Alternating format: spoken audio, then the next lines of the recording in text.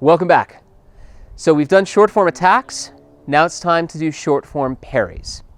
Once again, we're going to be using weight shifts. Anytime you're parrying, you should be weight shifting back.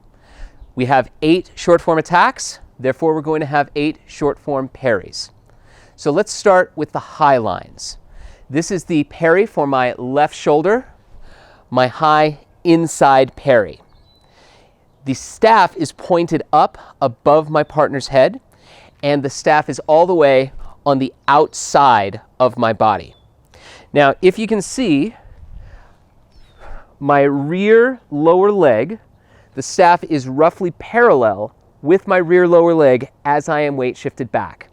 So this is high inside, and this is high outside. Once again, the staff is roughly parallel with my lower leg right there. So, high inside, high outside. I can also just weight shift once, high inside, high outside. I can go back and forth. Here's what they look like from front on. Now let's go to low line parries. I'd like you to imagine for this one that you are sweeping the floor and that you have brooms on both sides of your quarterstaff that extend a good 2 feet past the end of the staff. So this is low inside, right here. I'm parrying with that bottom third of the staff. The staff moves to the outside of my body. I am not parrying in here on the center line. It's all the way on the outside. The lower end of the staff is roughly parallel now to my front leg as I'm weight shifted back. This is my low inside parry. This is my low outside parry. And I'm sweeping the floor as I'm going back and forth. Inside, outside. Here's what it looks like from the front. Inside, outside. Now I can go back and forth from the high lines to the low lines. So this is low inside, and now I can bring the staff across for high outside. Then I can switch to high inside and bring it across to low outside. Spend some time just going back and forth between the different parries and see what you need to do to get into each position.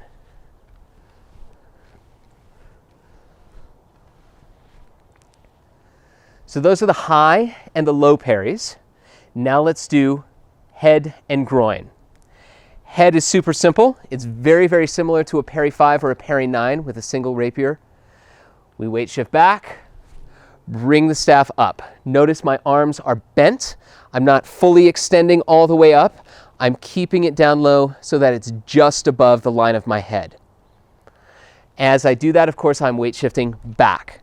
Now for the groin, I'm also going to be extending low, but for this one, it is acceptable for you to poke your butt out just a little bit to make sure that your staff goes lower below the level of your groin.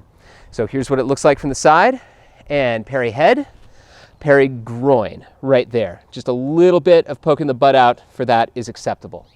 Finally, we've got the flank parries. Now there are 2 different types of flank parries. There are strong parries and there are weak parries. If you have the choice, you want to start with a strong parry.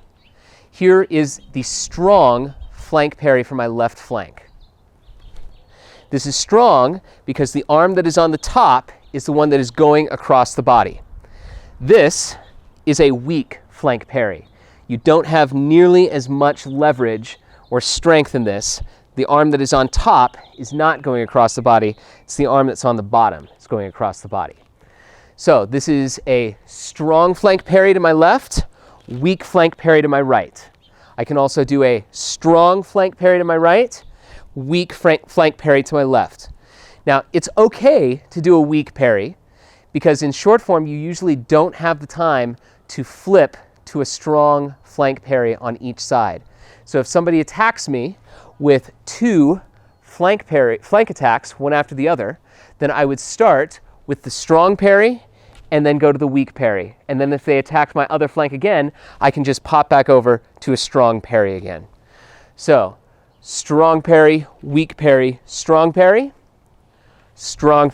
weak parry, strong parry, head, groin. Okay, now it's time for a sequence of parries. This sequence is going to match the attacking sequence exactly. We're going to assume that our partner is attacking us first with an X and then with a plus. So we make eye contact with our imaginary partner in an on-guard position. We weight shift forward as they are prepping their attack. We give them the signal to continue by weight shifting back. They're attacking our left shoulder first. So we parry high to the left shoulder, then right hip, then we flip the staff to parry left hip, and then we bring it across for right shoulder. Now they're going to go to flank.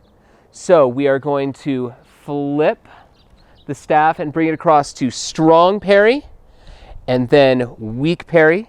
Finally bring it up to head, and then groin. So altogether it's going to look like this. Shoulder, hip, hip, shoulder, flank, flank, head, groin. Now, as you flip that flank, make sure that you are flipping it on this side of the body. Do not try and flip it as you go across, otherwise you're going to be bringing the butt end of your staff directly in front of your partner's face. So here's the sequence one more time. Eye contact, weight shift, shoulder, hip, hip, shoulder, flip, flank, flank, head, groin. All right, if you could film yourself performing that sequence, please. Thank you very much. One quick note about these short form attacks and parries. This is my son Ender right here, and he's standing in between myself and my daughter Patience to demonstrate that when you perform these techniques, everything is happening on the outside of the body and on the outside of the targets. So you should be able to have a person standing in between you and your partner as you perform the high and the low and even the flank attacks and parries, and the staff should never endanger that person. So Patience is going to weight shift back, and then she's going to attack my left shoulder and parry and hip, parry and hip, parry and shoulder here. And all of those movements happened around the center.